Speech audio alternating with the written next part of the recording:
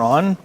There we go. Sorry about that, folks. Again, welcome to Alaska's News Source Digital Desk. I'm Meteorologist Joe Bartosik, and we're looking at the week ahead and all the different players, as I like to say, that will be shaping the weather and thus the forecast that we deliver to you here from the Alaska Weather Source team as we head on in through the week. Beautiful sunset going on out there right now, and we'll continue to see mainly clear skies for a good chunk of the overnight hours.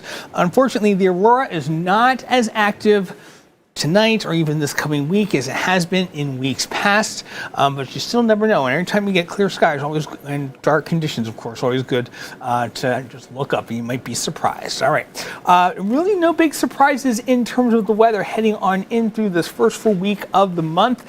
NOAA's National Weather Service River Prediction Center for the Alaska Pacific region on Tuesday the 29th issued their second report for summer breakup or spring breakup, and really same conditions as the first outlook, where we're going to see a higher probability of some significant breakup and flooding conditions, mainly across the interior from around Fairbanks, north and east of there, and then generally average risk of significant flooding and breakup as we head into later April, especially on into May and into June as well. So we'll continue to watch that carefully. The next outlook will be issued here and this coming Tuesday. So we'll of course be passing along all of that information to you when we get it. As we look at next up on our list here will be one more time. There we go. Time-lapse view of the beautiful conditions that we had across the Anchorage area and South Central throughout the day today. We're looking from Eagle River down towards the Anchorage Bowl. We started the morning off into the 20s. We had areas of some clouds and some fog in some locations and even a few flurries out there, but nothing measurable officially at Ted Stevens today. Lots of that clear blue sunny sky out there for the remainder of your Sunday afternoon. And yes, many people saying it feels much, much warmer out there than what we currently see on the thermometer readings. So that will again continue to be the case as we head into the warm season. That's usually what happens with that very high sun angle. Usually it feels a lot warmer than the actual thermometer reads.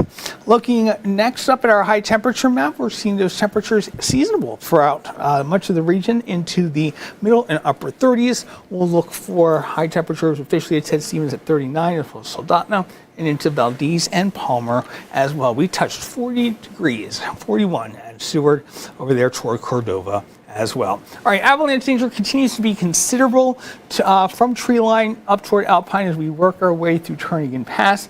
Moderate risk for avalanches from Treeline down toward the base of the mountains, and that's all in Turnagain Pass into Hatcher Pass. Moderate risk of avalanches at all levels of the mountainous terrain there. So yes, while conditions tomorrow will be fairly quiet, it'll be a good day if you're lucky to have the day off or continuing your weekend. Again, do be careful if you're doing any kind of recreating in the backcountry. Use your situational awareness. Look for those obvious signs, those cracks in those wind slabs, as well as on any terrain that's greater than about 30 degrees in angle. All right, next up on our graphics tour here will be precipitation across South Central, of course, with those clear blue skies today. Not a single station in the immediate South Central area reporting any measurable rainfall or even snow, an exception being in Glen Ellen there. 1/100th of an inch of liquid precipitation. Heading on in through the rest of the state, we're looking at wind gusts around 20 to 30 miles an hour, nothing outside of that range as our big wind event from earlier in the week has settled on down. That main storm system is pushing inland now across the interior, bringing areas of light snow out across that region. And that's why we still are holding on to winter weather advisories right through the 10 o'clock hour this evening. There'll still be an additional 1 to 2 inches of snow. Winds gusting as high as 25 miles an hour. That will continue to reduce the visibility thanks to blowing and drifting snow. We have another weaker area of low pressure down across southeast that continues to bring in scattered showers that will come to an end throughout the rest of the day today. And then we'll say goodbye to those two storm systems and hello to yet another one that'll be working its way in from the western Aleutians right now across the Bering, across Bristol Bay, and in toward South west as we head into the first half of the week. But similar to the one that's over the interior right now, much of this will weaken as soon as it approaches the Alaska range.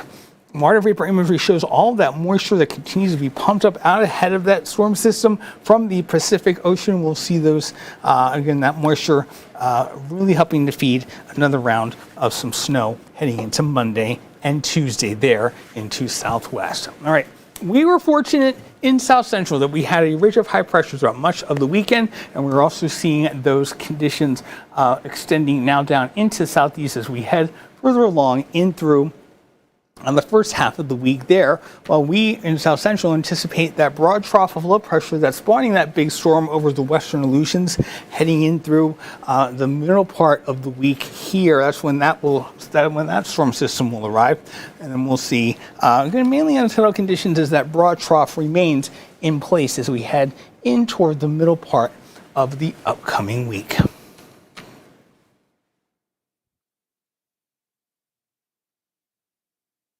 All right, this is kind of the fun part here where you get to look at some of the different models. We're going to start with the US model and then the European model. Those are two big ones when we look at any kind of significant medium range weather forecasting. And usually, I know we tend to favor toward the European, but we'll see how that works out in this go around with our next storm system here. You can see it coming in from the southern Bering and then spawning a new area of low pressure down around Kodiak. This is typically what we see with these strong storm systems called secondary cyclogenesis. Happens a lot on the east coast in the eastern half of the lower 48. That new low will then take over as we head into Tuesday, and then we'll see areas of snow starting to try to inch its way northward toward the Prince William Sound locations. Otherwise, that main band of snow with our first initial low pressure system will continue to work its way from the west coast of Alaska on in to the interior. Looking at the European model, again, this has a little bit finer detail with that snow arriving Monday afternoon and evening across South Central on into the western Kenai and then weakening as it moves eastward. We'll continue with the threat for a few scattered snow showers on Tuesday, maybe becoming more widespread by the afternoon and on into the overnight hours through Wednesday morning. And then we'll see, again, mainly unsettled conditions, not as concentrated or as widespread as we head into Wednesday and Thursday. So very similar to what the American model was saying. So we like to see similarities. It's usually a good thing in terms of consistency, etc. So I'm just taking a minute here. There's so many screens and not enough monitors. I'm just trying to make sure I keep track of everybody here just to make sure that things are good. And Shahara, have a safe trip back home. Thanks for tuning in to us here.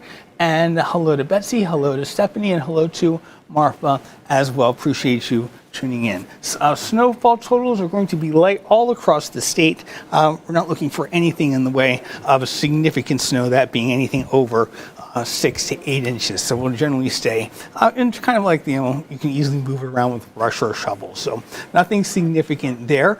That certainly is some good news. So hope you are enjoying the month of April so far. We had 2 glorious days here into South Central. And yes, while we will see some snow chances, a reminder that Anchorage on average receives 4 inches of snow during the month of April. That comes during the first half of the month. So we are now 3.8 inches away from moving over that 100-inch mark for snowfall in one season. We have something we've only done 8 other times prior. Will this season be number 9?